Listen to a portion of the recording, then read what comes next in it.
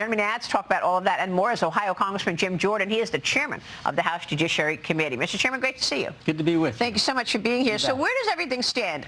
Today, with the vote on the reconciliation bill to fund ICE, will it pass? I don't know if it passes today. We got a few other things coming on the floor today, but hopefully this week. I mean, again, this just underscores how ridiculous the left and the Democrats have become. They shut down the government, 42 days last fall, 70-some days this spring. They shut down the Department of Homeland Security, and then we had to pass all of that except funding ICE and Customs and Border Protection. Now we're trying to do that, and we'll see if we can get the votes. I think we will be able to. Okay. I mean, you would think so, that the Republicans want to fund ICE and Customs and Border Patrol. But understand what the Democrats have done. I said this yesterday in the Rules Committee, that there's been a systematic plan to, just a crazy plan that they've executed. First, they let in 10 million during the Biden administration. Right. 10 million illegal migrants. Then they create sanctuary jurisdictions, which makes it difficult to remove those illegal migrants when they commit another crime.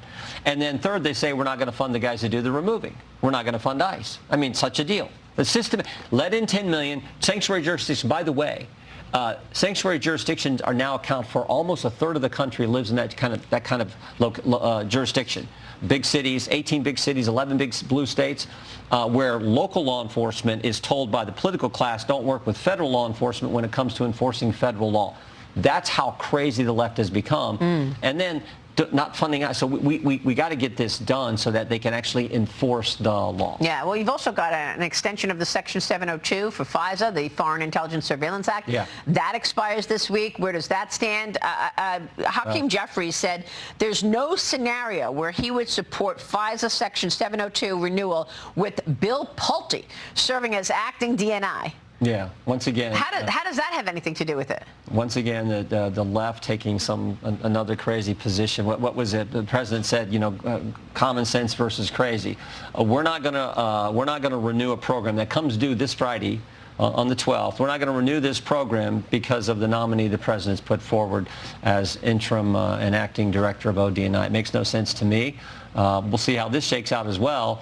I'm not sure. I mean, we'll find out. Why is that such a major point of contention in terms of President Trump's appointment of Bill Pulte? I mean, the Democrats have just said their position he's not qualified, but my position is the president's nomination. They just want to stop his agenda. That's been their whole focus in the entire first term and the entire second term. It's always whatever he's for, they're going to be against, and so much so that they're willing to shut down the government. As I said last fall, they're willing to shut down the government this spring. They're not willing to fund ICE, and here they are not willing to pass an important national security tool that needs to be passed.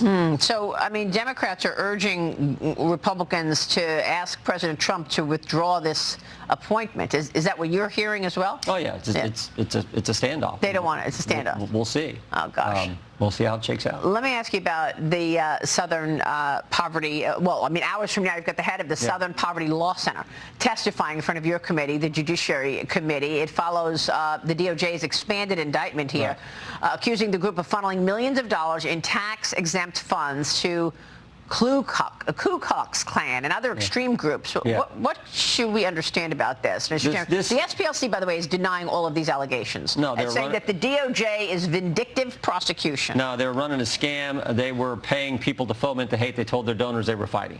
In simple terms, this is. Remember when Rahm Emanuel several years back, when he worked in when he was chief of staff in the Obama administration, he said, "Never let a crisis go to waste." Southern Poverty Law Center took it a step further. They said, "We're going to create the crisis. We're going to pay people to gin up the hate, and then we're going to tell our voters that our donors, that we're actually fighting it." And they ran a scam, and it paid off for them. They made a ton of money. But my biggest takeaway from all this is, while they're doing all this, tripled their income after the crazy events that they helped put together, where they were coordinating, some of the people they were paying, coordinating that event in Charlottesville, where they almost tripled their income. The real problem is they became the standard. The DOJ, the Biden DOJ was meeting with the Southern Poverty Law Center every single quarter. They brought in SPLC people to train their prosecutors to look for hate. And of course, the groups they labeled hateful were all conservative pro-family groups like the Family Research Council, like Moms for Liberty, but they never labeled Jane's Revenge, the group that did so much violence and vandalism in the aftermath of the Dobbs decision with crisis pregnancy centers and churches. They never got labeled that. So they set them up as the standard when they were a fraud. They were paying people to go. They paid one source over $1 million to go a part of the National Aryan Motorcycle Club, the National Socialist. This is how bad they were. Wow. And so we got their executive director in front of us today, and we'll have some questions for him. Yeah, and meanwhile, Vice President J.D. Vance is also recommending a DOJ criminal investigation into Governor Walz, the Minnesota governor, and Minnesota Attorney General Keith Ellison over the fraud scandal there and over them ignoring it. You got a new House Oversight Committee report accusing both of them, the Minnesota officials, of failing to tackle fraud in the state social services programs, despite allegedly being aware of it since 2019. Yeah, this was they knew about it, but they didn't address it because of the politics. In fact, there's a statement from, it's actually a Somali American who worked in the Attorney General's office there in Minnesota, and this individual said they wouldn't tackle the problem because they were concerned about the political implications of going after a key voting bloc. That's his words. And this is a Somali American working in the AG's office, in Mr. Ellison's office. It was all about politics, and they didn't tackle the fraud that was there, so thank goodness JD is. Thank goodness that Colin McDonald in the Justice Department is the point person on this, and they're digging into this issue and prosecuting people as well. It was just a pure scam. The Feeding Our Future program, that's the one I always point to. They've already indicted this individual, and she got sentenced to 41 years, the person who headed up this organization. But it was supposed to provide meals to kids when kids weren't in school back during COVID. The only problem was there were no meals and there were no kids. They were simply stuffing money in their pockets. They were filling out the forms. We fed this many people, getting the money, stuffing it in their pockets, just pure fraud. Wow. That's the kind of stuff that they're digging into, and God bless the Justice Department and the Vice President for the work they're doing here. That is incredible. Okay, you've got also this new judiciary report accusing the NFL of stretching the law's limits, limited antitrust exemption. What are you looking for here? This is arguing that America's most popular sports league has ignored the narrow guardrails of the 1961 Sports Broadcasting Act. What do we need to know about this? Well, when you look at antitrust law, I mean, understand what happened. In 1961, the NFL came to Congress and said, if you don't give us some relief from the antitrust law, we're not going to have a league, because you'll have the big teams in New York, Chicago, LA. They'll get a better TV deal than Green Bay, Cleveland, and Pittsburgh. And so we need to come together, collude, pool our resources, and negotiate a contract, TV contract. They said, and Congress said, okay, you can do that. But it's called the Sports Broadcasting Act. They did that for broadcasting. Today's environment's much different. It's not just broadcasting. Right. It's cable, it's satellite, it's streaming, and they got all that. And so what we're saying is the standard that's always been there, that the key standard when you look at the law is what's in the best interest of the consumer welfare standard. So we're simply looking at this. Do we need to tweak something? Do we need to change something? We love the NFL. God bless them. Great sport, America's sport now. We love all that. But we're hearing concerns from fans, from our constituents, to say it costs a lot. I got to go find out if the Thursday night game is on Netflix or Amazon, and the Sunday game is CBS. And that's the concern. And so we did a little investigation. We put out a report yesterday, and we're having a hearing tomorrow. Well, I mean, look, people are wondering why they have to pay up to watch their favorite sports. I mean, it's not just the NFL, by the way. I mean, the other day I had the CEO of Netflix on, and I asked him, how come my friend had to go get an Amazon account just to watch the Knicks? Yeah.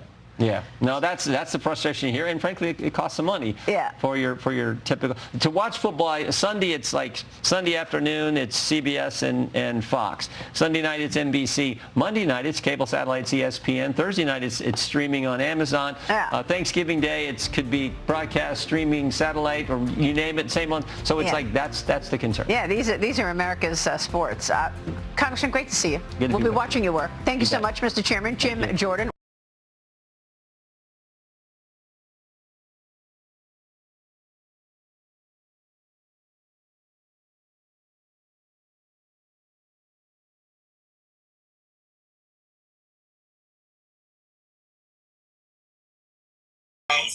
Under the Constitution.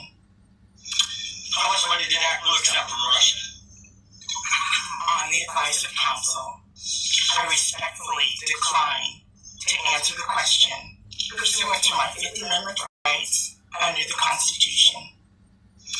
How much money did ACLU accept from Russia? On the advice of counsel, I respectfully decline to answer the question pursuant to my Fifth Amendment rights under the Constitution. How much money did ACLU accept from Russia?